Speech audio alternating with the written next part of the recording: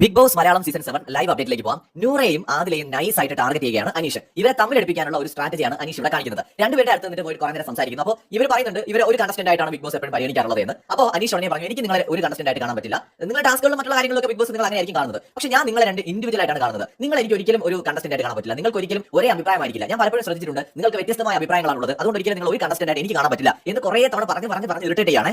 അപ്പോൾ ആദ്യം പറഞ്ഞു ഇന്നലത്തെ ടാസ്കിൽ തന്നെ എനിക്ക് ശൈത്യയുടെ മുഖത്ത് തേക്കണമെന്നായിരുന്നു ആഗ്രഹം. ഇവളാണ് പറഞ്ഞത് നിങ്ങളുടെ മുഖത്ത് തേക്കണം എന്നുള്ളത്. ഞങ്ങൾക്ക് വ്യത്യസ്തമായ അഭിപ്രായം ഉണ്ടായിരുന്നു. അപ്പോൾ ലാസ്റ്റ് ഞങ്ങൾ നിങ്ങളുടെ മുഖത്ത് തേക്കുന്നതിനായിട്ട് ഡിസൈഡ് ചെയ്തു എന്ന് നമ്മൾ ആദ്യം പറഞ്ഞു. അപ്പോൾ ഉടനെ തന്നെ ഈ അനീഷ് അതിൽ കയറി പിടിച്ചു. കണ്ടില്ലേ? അപ്പോൾ നിന്റെ അഭിപ്രായം അവിടെ എന്ത് ചെയ്തു? അവിടെ അടിച്ചമർത്തപ്പെട്ടു, ചവിട്ടി തേക്കപ്പെട്ടു. നൂറ പറഞ്ഞതാണ് നടന്നത്. അപ്പോൾ അവിടെ നീ ശരിക്കും നൂറയ്ക്ക് കീഴ്പ്പെട്ട് കൊടുത്തു. നൂറയാണ് ഡോമിനേറ്റ് ചെയ്യുന്നത്. ഇതാണ് ഞാൻ പറഞ്ഞത്. ഇതാണ് നിങ്ങൾക്ക് രണ്ട് അഭിപ്രായമുണ്ട്. നിങ്ങൾ ഒരു ഇൻഡിവിജ്വൽ അല്ല. നിങ്ങൾക്ക് ഒരിക്കലും ഒരു കണ്ടസ്റ്റന്റ് ആയിട്ട് നിൽക്കാൻ പറ്റില്ല. നിങ്ങൾ രണ്ടുപേരാണ്. നീ എപ്പോഴും നിന്റെ അഭിപ്രായങ്ങൾക്ക് അവിടെ ഒരു വിലയും കാണില്ല. നൂറയാണ് തീരുമാനിക്കുന്നത്, നൂറയാണ് ഡോമിനേറ്റ് ചെയ്യുന്നത് എന്ന് പറഞ്ഞിട്ട് നൈസ് ആയിട്ട് കുത്തി തിരിച്ച് വിട്ട് കളഞ്ഞു കേട്ടോ. ഇതിനുശേഷം ഇവർ രണ്ടുപേരും കൂടെ തെയ് എന്ന് പറഞ്ഞിട്ട് നിൽക്കുകയാണ് നമ്മുടെ അനീഷിന്റെ പുറകെ നടന്നിട്ട് അവർ ഭയങ്കര ഇറിറ്റേറ്റ് ആയി. പക്ഷേ ഇപ്പോൾ കുഴപ്പമില്ല. ഇപ്പോൾ അവർ സീരിയസ് ആയിട്ട് എടുത്തില്ല. അവർ അനീഷിനെതിരെയാണ് തിരിഞ്ഞത്. പക്ഷേ ഈ ഇട്ടിരിക്കുന്ന ഒരു തീപ്പൊരി ഉണ്ടല്ലോ, ചിലപ്പോൾ ഇനിയുള്ള ദിവസങ്ങളിൽ അത് കത്തും. കാരണം ഇവർ തമ്മിൽ അഭിപ്രായ വ്യത്യാസം ഉണ്ടാക്കാൻ ഇത് മതി. നൂറയെയും ആദിലയെയും തെറ്റിക്കാനായിട്ടുള്ള ഏറ്റവും മികച്ചൊരു സ്ട്രാറ്റജിയാണ് ഇവിടെ അനീഷ് യൂസ് ചെയ്തിരിക്കുന്നത്. അതായത് അവരുടെ ഈഗോ ഹേർട്ട് ചെയ്യുക. ഒരാൾ മറ്റൊരാളുടെ മേൽ ഡോമിനേറ്റ് ചെയ്യുന്നു എന്ന് പറയാ, ഒരാളുടെ വാക്കിന് മാത്രമേ വിലയുള്ളൂ, മറ്റേ ആൾ പറയുന്നതിന് വിലയില്ല, നിന്റെ വാക്കുന്നവൾ കേൾക്കില്ല, അവൾ പറയുന്നത് നടക്കുന്നു പറഞ്ഞിട്ട് ഇങ്ങനത്തെ ഒരു സാധനം അവരുടെ മനസ്സിലേക്ക് ഇൻജക്ട് ചെയ്ത് കൊടുക്കുകയാണ്. ഇത് ഇനി ഇത്തരം സിറ്റുവേഷൻസ് ബിഗ് ബോസ് തന്നെ ക്രിയേറ്റ് ചെയ്യുന്നു വിചാരിക്കാം. ചർച്ച ചെയ്ത് തീരുമാനം എടുക്കുന്ന പോലത്തെ കാര്യങ്ങൾ അങ്ങനെ വരുന്ന സമയത്ത് അഭിപ്രായ വ്യത്യാസങ്ങൾ ഉണ്ടാവും. അത് ചിലപ്പോൾ ഇവർ തമ്മിൽ വലിയ അടി ഉണ്ടാവുന്നതിലേക്ക് പോയേക്കാം. ഒരുറപ്പില്ല,